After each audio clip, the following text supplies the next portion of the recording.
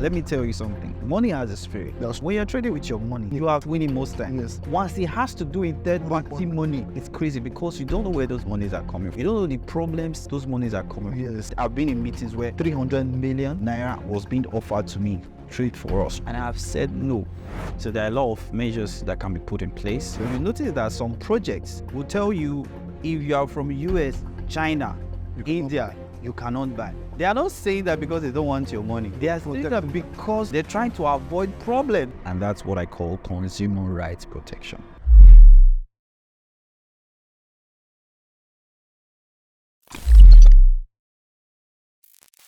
Hello guys, welcome to Dream Chasers community channel, and today I have one of the best, the founder, Crypto Elite, Talle Davidson. Talle, I know I've introduced you obviously, but please can you tell us a little bit about yourself? Okay, I'm Talle Davidson, founder of Crypto Elite and also co-founder of Nurika, Africa's first move-to-earn AI-powered platform, and I'm excited to be here. Thank you so much, Talle. So before I go further, right, I have a whole lot of questions piled up for you. I'm here for you. Yeah, but before I go further into these questions, I want to ask you a little bit of a personal question, right? Okay. So I know you as a crypto guy, we've been friends for quite some time now, and I've never asked you this off camera. If I was asked on camera.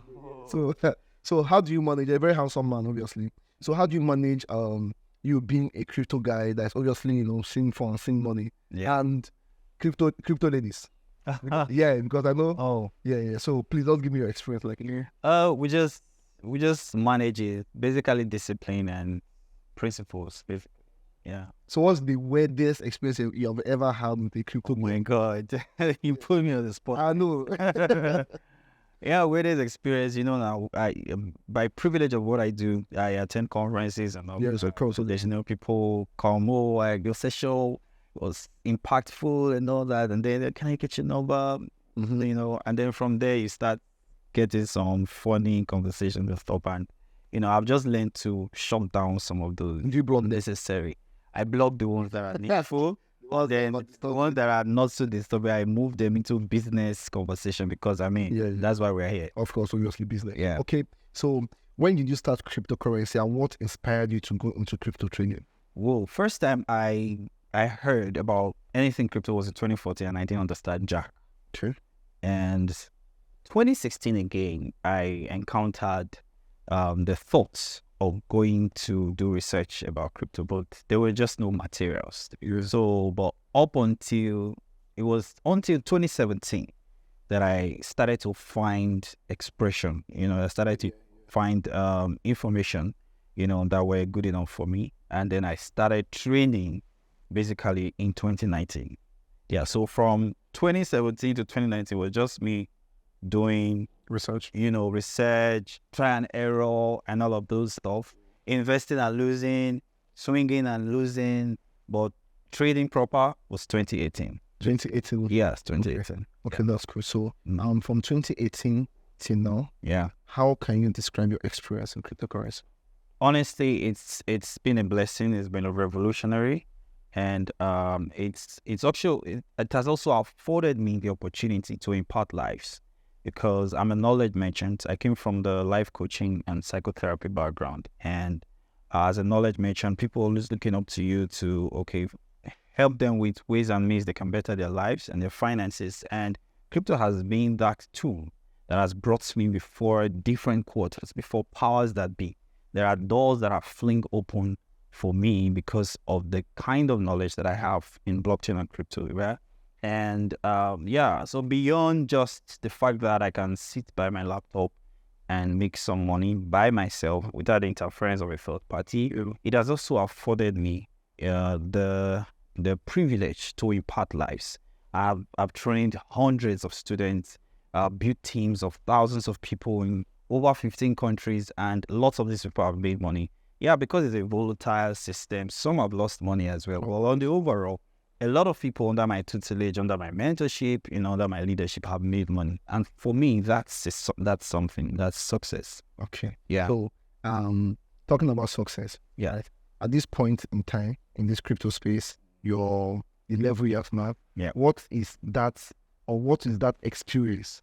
I know you just mentioned quite a few stuff, right? Yeah. So what is that particular experience or that particular thing, right, that at the moment you hit it, or you got to that level, you were like, okay, at this point I can say that I'm a successful crypto trader or a crypto person, because obviously why I don't put it at just being a trader is because I know that at the moment you're into developing, right? Like you're developing your own products on the blockchain, right? So so but all is still in the crypto space. Yeah. So I don't use just trader. So what is that point you hit and you're like, okay, at this point in time, I can tell myself that even if that's not where you want to be, but you have attained some success in this particular space. All right, I'll say two things. Okay. First, the first one stemmed from one of my old mentors. Okay. That used to say you are not successful until your successors are successful. So my first point where I would say I am successful really is when I can point at least 500 people, that are millionaires in dollars, not naira, by privilege of my information or my leadership or my inspiration. Like 500 people, I can point to them and say this. For now, there are a couple of them, right? Millionaires in naira, of course, we want dollars, naira, of course. So that is the point I can really say, okay, what I've been doing around here has made sense. The second is when our own project has gained adoption beyond Africa. I'm talking about Nurika now. Yes, please tell us. Has gained adoption in Africa, beyond Africa, to Southeast Asia, and then all of a sudden to Europe and the Americas. Nurika, by the way, is a move-to-earn blockchain product. Is a project whereby you earn crypto, the native token, Nurika token, when you exercise, when you take a walk, when you jog, when you run and move your body. So we're incentivizing healthy living in Africa, basically. So just to answer what you asked, basically when I have 500 people who are millionaires in dollars, it will tell me that, yeah, I'm doing well, I'm teaching well. That's okay. And then when our project has adoption in countries across the world, I'll say, yes, we're doing something good here. That's okay. That makes sense. So about Nurika, right? I would like us to talk about Nurika. Yeah, I want you to explain further. So just so that our viewers and listeners can know, okay, this is what this particular individual or him and his team are building, right? Yeah. And this is what it means. So I would like you to throw further light on Nurika, please. Okay, so Nurika basically, like I said before, is a move to earn project, but it's not the regular move to earn because this is AI powered, right? In the past couple of years in Africa, we are used to being consumers, and that's stemmed from the fact that in Africa we like to play catch up. We like to play catch up when it comes to technology. We're hardly at the forefront, even though we have the talent, we have the consumer base, we have the market, but we hardly have this first movers advantage. Maybe because of epileptic leadership, failure of government and enabling environments, right? But what we're doing with Nurika is an attempt to do something significant, which we're already doing. It has metamorphosed from ideation stage, it has metamorphosed from strategy stage to product development. So we have our products incubating right now, and we have beta testers in their thousands. And our applications will be dropping in the next few weeks. So we're actually work in progress. We're not just talking about it. And because of two reasons. First being that we want to impact the health of Africans, both people who work remotely and middle-aged people who have a good standard of living but want to improve their health. And because we understand that over 42% of the current work population in Africa currently work from home, we want to be able to encourage them to go beyond working from home, living a sedentary lifestyle. That's an inactive physical life, to encouraging them to always take a walk, always, run, always jog, so that they can burn those calories, those fats that are in their body. And as we're doing that, we're feeding our AI with data and intelligence, to the point where our AI can give bespoke health solutions to the users. So for instance, you have our application in your phone, Nurika. The way we're building our AI should be able to tell you that, hey, Dream Chaser, you're so worked up for today when thinking you need to get 8 hours of sleep. And then the same AI tells you should drink 2 glasses of water right now. The same AI tells you your calories is so level your body. You need to cut down on sugar and blah, blah, blah. So it's like a personal health assistant, that we are also going to deploy in the system. So there are some other move to earn projects out there, but they are not doing this. And this and many more are going to be like the differentiation factors in the features that we are building with our Nurika platform. So yeah, this is going to be big. We're putting our best. It's a legacy project. It's not just one crypto project that want to launch a coin out there. No. Obviously, all you said now. Yeah. Has, in fact, you just mentioned quite a number of utilities. Yes. This particular project comes with. Yes. And it's epic. I believe it's going to be epic and it's going to be great. Exactly. Yeah. And I told you something offline. I'm saying it now without time there. I said, people should come and carry me. You come and sign me. No problem. Yes. I love with that. Yes, I love the idea, and I would love to be part of it. Yeah. I love that. I would love to be part of it. Okay, that's cool. So at this moment, right, guys like you are really doing a whole lot of guys like I really put in a whole lot of work in this space to make sure this space works. That is one of obviously the crypto space in Nigeria, right? Yeah. From training people to making sure that the people you train others and all that, right? Putting in a lot of positive energy into this space. Yeah. But still, in fact, I think the guys that are trying to make this space work in Nigeria are lesser than those that are trying to make sure that it doesn't work, in the sense of they're trying to scam people, they're trying to, mess people's hustle up and all that through this same space. So, what's your take on that? For me, it's been a concern. I was even discussing with the CBAM president, Mr. Obina, a couple of days ago, this same issue, because both of us have been friends for some years and we have similar values. And part of our concern is ensuring that there is sanity in the crypto space, because it's a baby industry globally. The entire crypto industry is a baby. In Nigeria, it's a more baby. So in Nigeria, it's less than, because it's free to. It's an industry in embryo, simply put, right?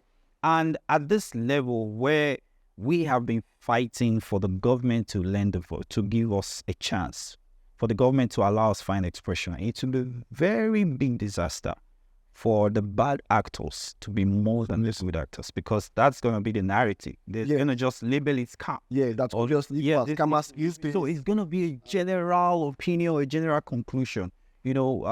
Personally, and a couple of people I know, players in the crypto space I know, have lent their voice as to how government can bring structure to our ecosystem. Personally, I've done a lot of trainings under brands that I consult for, done trainings for security agencies in Nigeria, done trainings for top banks, done trainings for government institutions, NITDA, and the rest. And we're driving this conversation that blockchain and crypto is a needful space that the government needs to come to.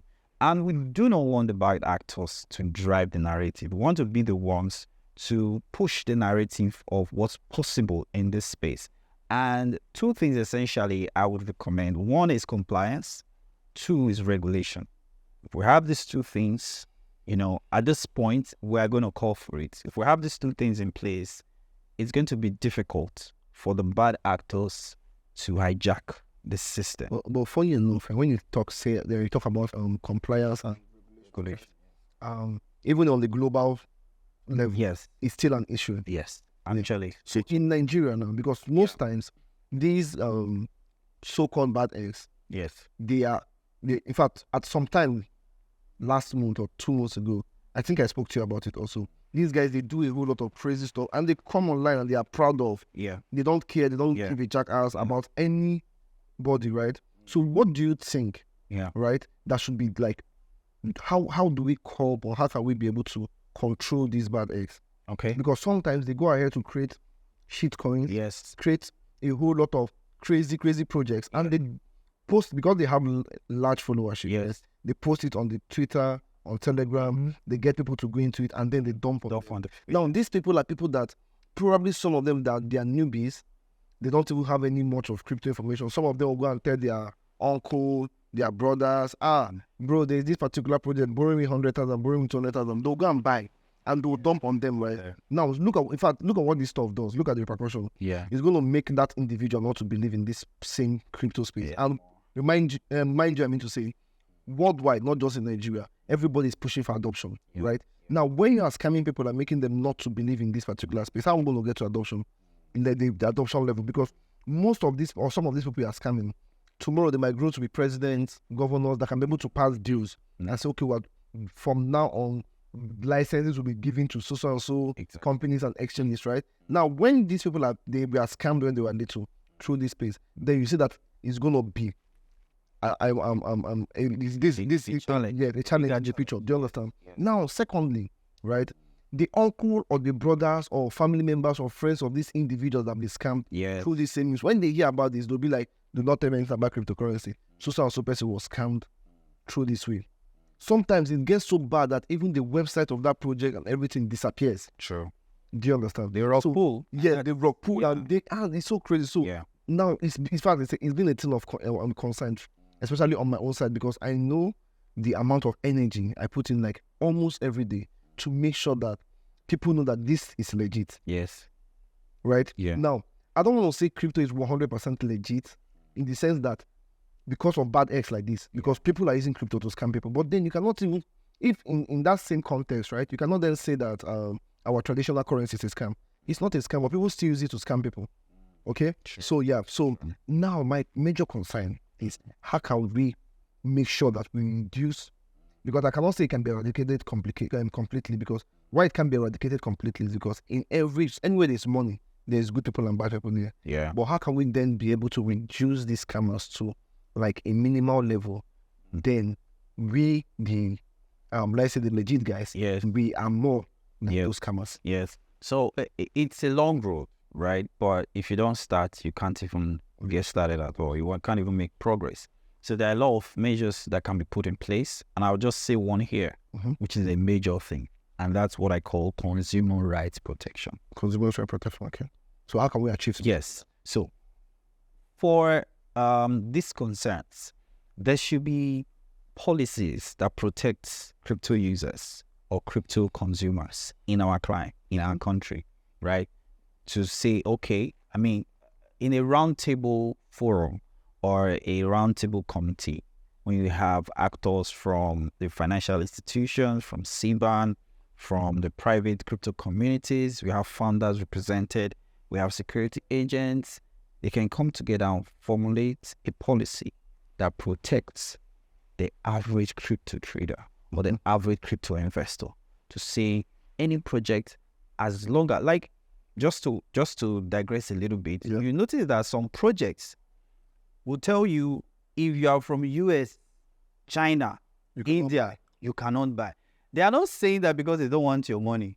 They are saying that because they are trying to avoid problems with the SEC or with the US government or with FBI or something in case anything goes wrong, because they will track you to the letter. They have protection rights on the average US citizen.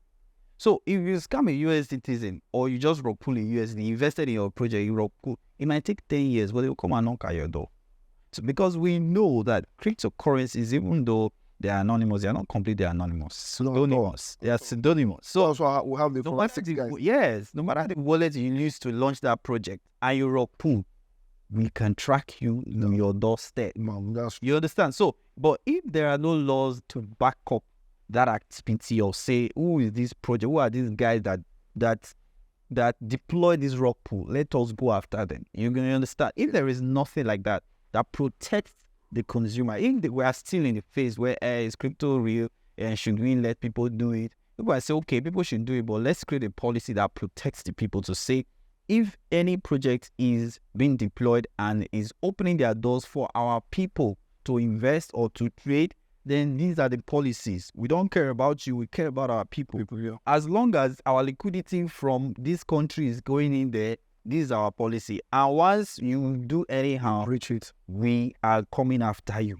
So it becomes a different ballgame altogether. Anybody who is deploying a project, if he knows that Nigerians are going to invest, they will hold themselves tight and they will play a better game to ensure that they deal right if you're doing anything in the US, you've got to watch your back, because any mistake you make, it might be forgotten for the first year, the second year. 10 years later, a government can just come and bring back your kids and say, there's something that happened, let's go. So, because they value their citizens and they protect their citizens. That's just one of the, there's lots of things we can. This one is for people that are trying to go and create scam projects. So that we hear before, because they will track you. Yeah. Because a lot of people say, crypto is not, it's anonymous. That's because they don't have information. They don't know. Yeah. If not, there will not be anything like forensics. Yes. Guys, Crypto investigation. Yeah. They will track you down to the wallet, to the everything. The channel. In fact, that's why it's the blockchain. That's why it's easy to track, because everything is connected. So, as a founder, right, of a crypto community and also a crypto project, right? Yeah. What are the challenges you face personally running these activities? There are lots of challenges. As a community founder, I think one of the challenges is, just the question we address now is the challenge of rug pulls. You see a project, they come up with great white paper and everything, and then you look at it as, okay, it has potential for people to be able to play around, and then you share it with your communities, and at the end of the day, there's a rug pull, or at the end of the day, there's lack of proper corporate governance by the team handling that project. Even though the project might have a good roadmap or a good use case, they mismanage the project at the expense of the funds of private investors, and it goes south, right? They become like this, it goes south. It falls back on the community leader that said, hey guys, by this time, they think like, oh, maybe he was part of them, or maybe he has an extra incentive, whereas he doesn't even, just out of benevolence, he thought to share. So that's one of the challenges. Yeah, so before you move over to the challenges, or any part of some of the challenges I need to say about being a founder, right, of a community. No, not the community again, of a project, right? Yes. I want to touch what you just said. Okay. Yeah. So what has been the worst experience you've had after selling a project, or rather, let me say a coin or a token that then broke pulled, right? What has been the worst reaction you've gotten from your community members? Worst reaction. Okay. To be honest, and to be fair, I have quite a number of successful projects that I have brought to the community. So in Buffast, it makes up for, is a consolation for the terrible ones that has played, or the one that has played out wrongly, right? And because we have done, myself and my team leaders have done a lot of education. So we let people know that, this is risky. Everything about this space is risky. So yes, there are some rebounds, there are some negative feedback. But obviously, there will be people that at the end of the day, that will still come after you and say, because like, okay, let me use myself as an example. I've seen one guy from Ukraine. Yeah. I wanted to say maybe I'll share the screenshot on this video, but I'm not going to do that, right? Okay. So the guy from Ukraine. Yeah. I will post a signal on the community. Yeah. Buy this long so maybe long BTC, use 10x. He will use 200x. Because MEXC exchange, right? Allows high leverage, crazy leverage. That's what he uses. He will use it and get liquidated. Use it and lose. That's high leverage. And I'll be sharing screenshots of individuals from the community that still enter that same trade, but they low leverage I told them to use. Yeah. And they'll be sharing me wins. Yeah. There was how this guy started calling me scammer. You scammer, return my money. I'm in Ukraine. There's war in Ukraine. You don't want to. You are scamming me. Return my money. I just archived his chats. You understand? So that was crazy. So I know you as a community leader, you would have gotten to like backlash. I have. Yeah. But I just try to manage the situation. There are some I've put in the blockchain. Okay, blocks. You add them to your block list. Put them on WhatsApp and everywhere. Block them. Yeah. That's crazy. But you see, people who do that is always their personal problem. Yeah, like you obviously did not tell that guy to go and use 200x leverage on his stuff. Yeah, so that's not your problem. It's his problem. For the ones that I have blocked, or are just the ones that were very unreasonable or did something personal that was, that was crazy, that at the end of the day affected them more beyond what I said. Like I will always say, never use rent money Never use your school fees to trade or invest. Exactly. Never use use my school fees. Exactly. Why would you do that? So please, if you are watching this video, Don't ever use your school fees, your rent, or you are doing a job for those in Africa or in Nigeria. Yes. Something called a job contribution. And then they are contributing. People contribute money. Then you say you should just use a job.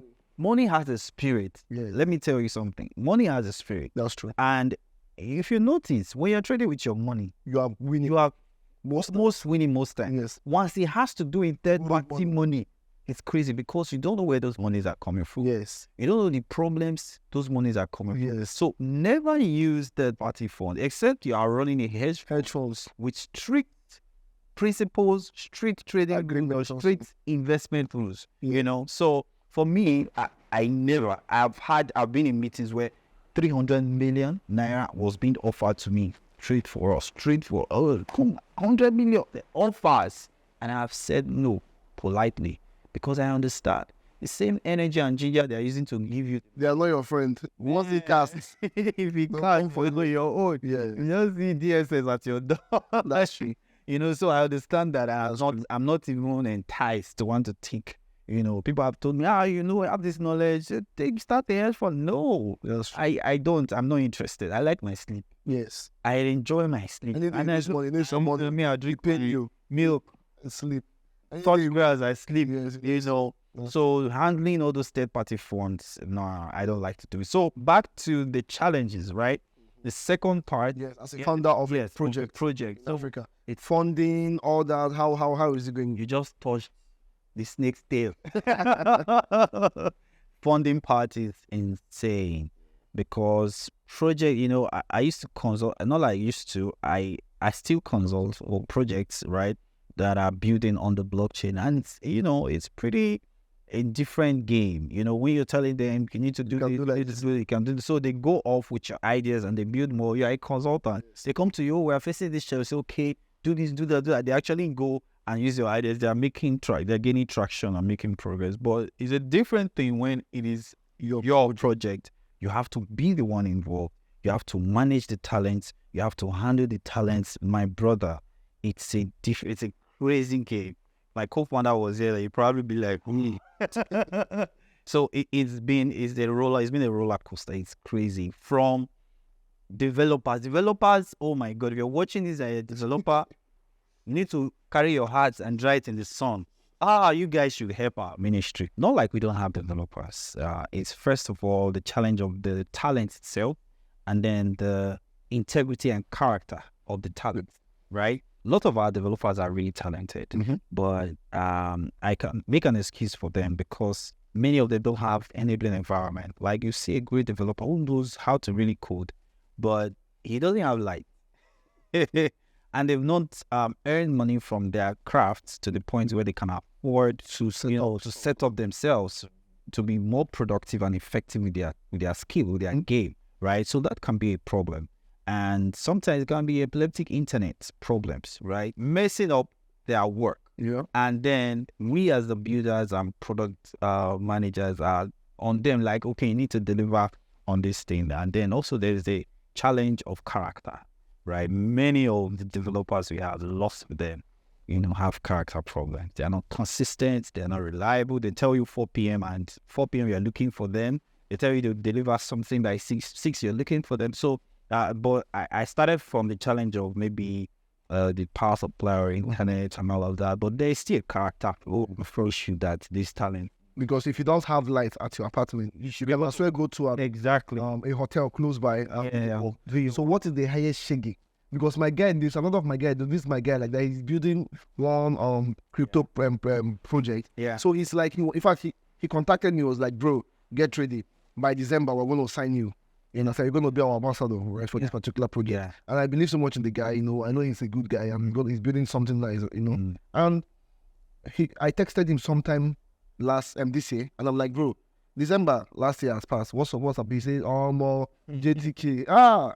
Say this developer don't finish me. That don't call this guy higher. Exactly. Yeah. So exactly. What is the highest shaking? What is the highest challenge you have seen from a developer since you started building the worker? From us, myself and my co-founder, we got a particular developer who just went missing.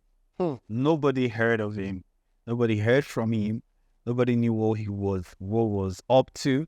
And it was later on we learned, according to him, that he had some depressing issues. But he was just completely missing off with our codes, with our project. He was a back-end developer. Like, everything was in his hands. Like, we almost freaked out, Kai. you know. So y'all spent money. We spend money, you know. So it's a challenge. And yes, in Africa we have these talents, but you would even dig, if you dig deeper, you see that maybe part of the problem of his depression is his funds winning, you know. Whether he's earning from that gig or not, it might not just be enough to take care of the need that is facing him at the time. And many of their colleagues in Europe, in Asia, might not. Yeah, they don't have not my They don't have those problems. Lights don't have internet issues at all. You know, they are effective. Yeah. You know, so these are some of the challenges we face. But please, if you're out there, you're a developer in Africa, out there, stop showing us shady. Help our ministry. Yeah, so You know, help us to help. because one mess up can ruin it for Exactly, can really mess up the project. It can disrupt the entire internal of course. of the project. Just like that, your friend now was supposed to. By now, he's been you not ready. Yes, You know, so we need to do better. And we can appeal to the government to start up innovating hubs. So people can just step into a hub that is powered by government. It's right. It's like there's the internet Security, everything. Yeah, we're not asking you to give us palliative. Yes. Just create good environment where our youths, our creatives, you know, our tech guys, Can tech go there leaders can go there and and build a lot of build projects. You know, so that would be a very good solution right there. You asked me for challenge, I've added some. Yes. That's okay. That makes a whole lot of sense.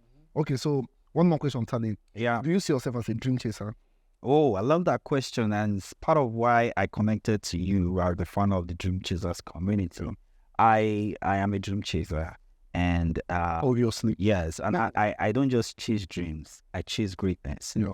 And I believe every African whose fight is different, because I believe the African youth fight a different fight Yes. from the average youth in Europe, from the average youth in Asia and the likes, because their passport is different colors. It could be blue, it could be red. And if you're holding a Nigerian kind of green passport, even if you have a PhD, your fight is still different from the average Joe out there who's holding a red or a blue passport. Yeah. You know, because there's something they have that you do not have. That's the plain truth. They have You got to yes. So you've got to be at your game. So being a dream chaser, for me, in my opinion, doesn't mean you are a hustler or you're a street guy, a dream chaser. No. It means that you're chasing after greatness. And that's what it should be for every African, you know, because we've been known as a continent of untapped potential, because many Africans are very lackadaisical, very laid back. We're playing catch up with technology, catch up with almost every innovation, right? But when you see a few Africans who are able to chase their greatness, they always stand out. Yes. Go to the US military, Nigerians, Africans are doing exceptional. to even the news, go to entertainment world. Exactly. Go to the medical sector, the health sector in the West, in Asia, Africans are doing well. So in different spaces like that, when you find Africans who actually step out of their norm, you know, their comfort zones to chase their greatness, they always break through and they always set themselves apart. And the moment you stop chasing your dreams, you stop chasing your greatness, you die. Also, that's the end of the story. So keep chasing your dreams and keep chasing your great. Okay, so I sent one more question. Yeah. That time, but please, one more question. Okay. So, what is your advice to every aspiring dream chaser out there in Africa, all over the world? What's your advice to them? Every single one of you, listen to me. Come close. God made you unique. God made you special. God gave you unique potentials, gifts, talents, abilities, creative thinking, everything unique. And my fingerprint is different than yours. So if you are listening to me, just put this, not at the back of your mind, but at the front of your mind, that God made you unique. And the dream that you have is unique to you. And it is only you that can deploy that dream and deliver it to humanity. So don't deny us of your uniqueness. Step out, come up, and chase your greatness. Let the world see what you are up to. Let the world see what you have to offer. And for us in the crypto space, crypto is a great way to build up funds, to choose your dreams. Because crypto might not be a dream, but it can be a tool you can play with to build funds, to raise money, to elevate your financial game, and then pour it into a dream that you have that will affect humanity. Never forget. Thank you so much, Dr. Talle. So, guys, you've heard, don't deny us of your uniqueness, according to Dr. Talle, and I'm going to add, don't also deny us of your greatness. Okay? So, guys, don't forget to subscribe, like, and share this video. Thank you, guys. Goodbye.